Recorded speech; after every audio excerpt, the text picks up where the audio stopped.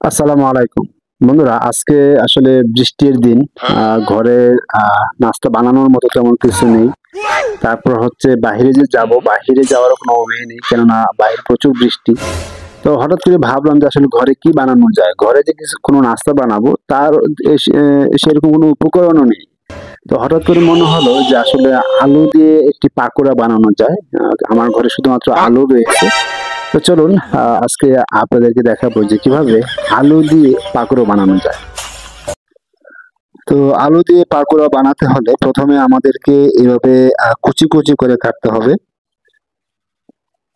দেখতে পাচ্ছেন, খুব মোটা রাখা যাবে না, হ্যাঁ, আবার খুব বেশি চিকন করা যাবে না। খুব বেশি চিকন করলে কিন্তু আবার একেবারে ইয়া হয়ে যাবে, নরম হয়ে যাবে। এই জন্য একটু হালকা একটু এই যে দেখতে পাচ্ছেন যে সাইজটি, ঠিক এই সাইজ করে আলু কাটতে হবে। সাথে কিছু পেঁয়াজ এবং মরিচ হালকা স্লাইস করে কাটতে হবে।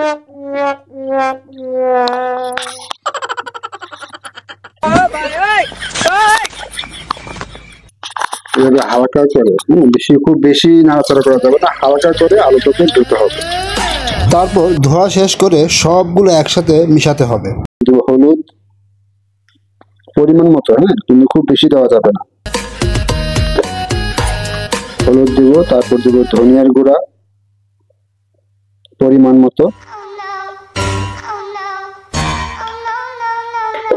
তারপর দিব হচ্ছে মরিচের গুঁড়া,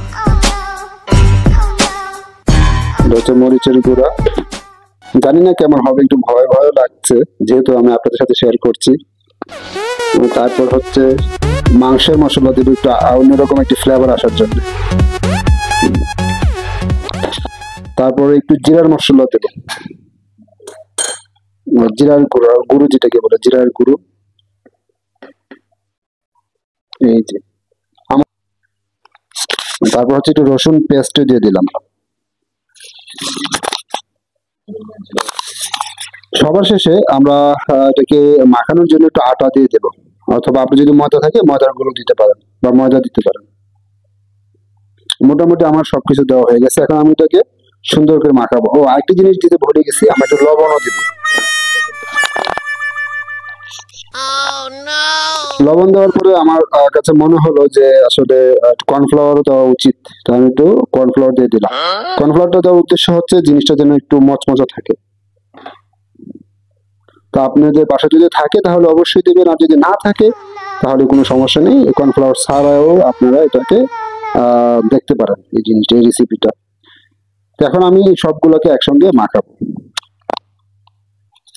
এখন আমি সবগুলোকে একসঙ্গে হালকা করে মাখাবো, খুব বেশি আপনার তাড়াহুড়া করতে যাবেন না, তাহলে কিন্তু এগুলো একেবারে নরম হয়ে একেবারে মিশে যাবে। তো এগুলোকে হালকা হালকা করে সবগুলোকে একসঙ্গে মাখাতে হবে যেন ভেঙে না যায়।